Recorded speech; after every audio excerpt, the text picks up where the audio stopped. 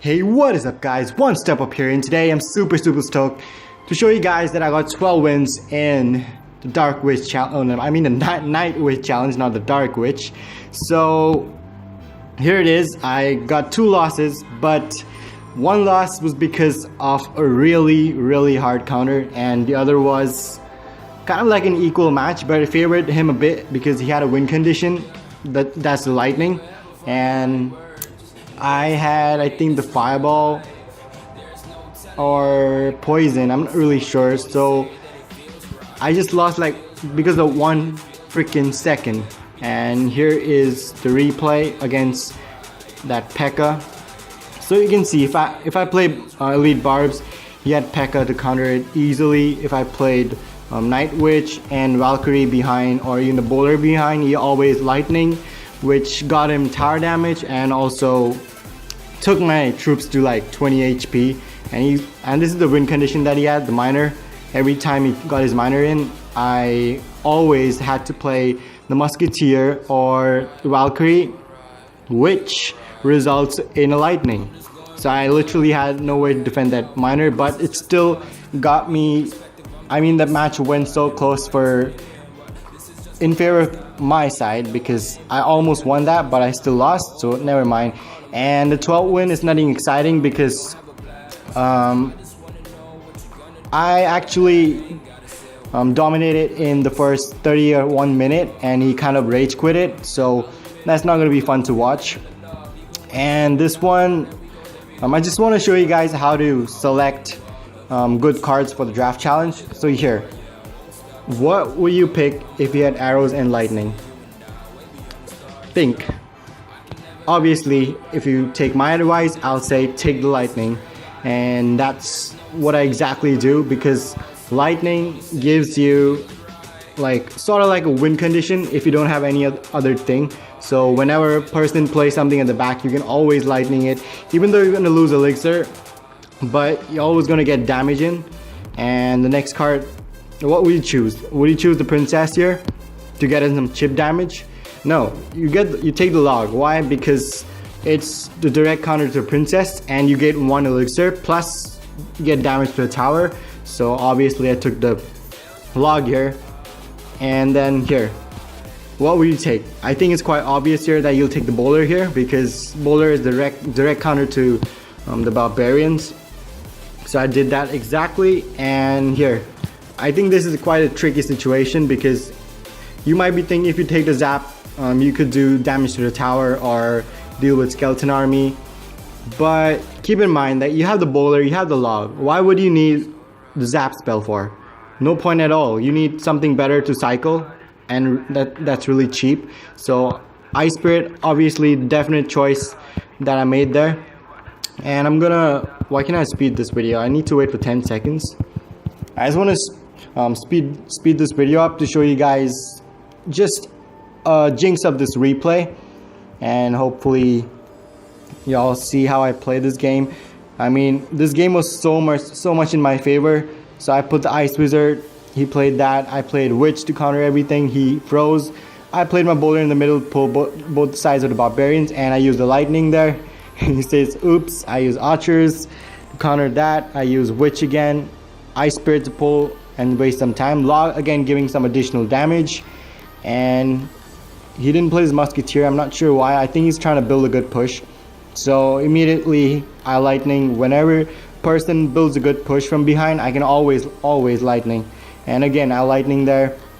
Bowler counters that perfectly. Ice Wizard behind. So again, lightning there, and all I need is another log, and that's gonna be GG. He's just spamming the angry face there. I know he got hard countered like so hard.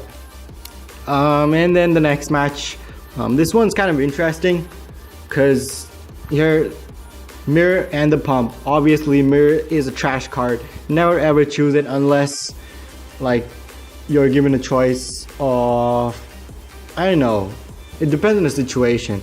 So here I'll definitely pick the Pump. And then Musketeer and Dark Prince. Musketeer, no contest in that. And then minions, the thing, if I take minions, it's gonna get shut down by the Musketeer very easily. So I think I took, yeah, Mega Minion. And again, arrows and lightning. Even though arrows counter the minions, you still want to pick lightning because, as I said, that's the main, almost the main damage dealer. So I'm playing this video at 2x speed, and he starts with spear goblins. I defend that with the musketeer because, you know, I was so close to, I think this was the 10th win or something, and I didn't know that he had 3 musketeers. So this brought me into big trouble. So after I saw this, I knew that I have to play, I need to keep my lightning for his 3 musketeers, or else I'm gonna get wrecked when he plays 3 musketeers all in the same lane.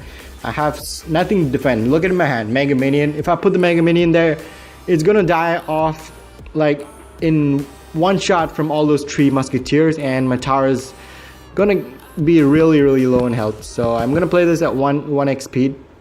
So what I did here was use Tornado to pull them back so the tower outranges those musketeers. So at least the tower takes down one of the musketeer. And I didn't play my Mega Minion because it's really low on health and it's not really worth it. So I play my Miner there. Miner has a lot more health. So that took down that one musketeer. And here, I didn't play Mega Minion here. Why? Because the Dark Prince is coming in. So you don't want to play that because the Mega Minion cannot stop ground units, and that's, everyone knows that. And now I have musketeers as I picked because that's the good counter to the minions. I think one minion is gonna get 1 hit, but that's not really the biggest deal. So I think here he's gonna mirror his spear goblins, and he does damage. I ignore it. Now I place Mega Minion because mirrored spear goblins are gonna do at least 400 damage. And here I think, okay, I don't lightning because I needed to defend. So knight on the right, musketeer on the left, so that's spacing out troops and using it to your advantage, because if your enemy has the fireball or the poison, it's gonna make it harder for them to capture all the troops. So I use the lightning here to prevent that NightWitch from hitting my tower, because NightWitch alone can take down a whole tower if it's ignored, and you don't want to do that, right? So again, I start a musketeer behind, and at this point of the game I have 2 pumps down. So all I need to do is constantly lightning behind whatever he plays. I'm always going to be ahead on elixir because of 2 elixir pumps, and he doesn't really have a good win condition because I sort of have all the troops to stop his push. Tornado stops that Dark Prince, buys some extra time. Musketeer outranges every single troop that he plays, and I have 2 musketeers going in. Then I place the Miner, and he gave me the graveyard. Why would you give the graveyard? I mean, if I had to choose between graveyard and the NightWitch, I think I'll choose the graveyard any single day. And which match was it? Sparky, I think this one. Let's see what I did here. So Tornado and Ice Spirit. This is a tricky choice because Tornado can get you out of sticky situations sometimes, and that's quite kind of useful.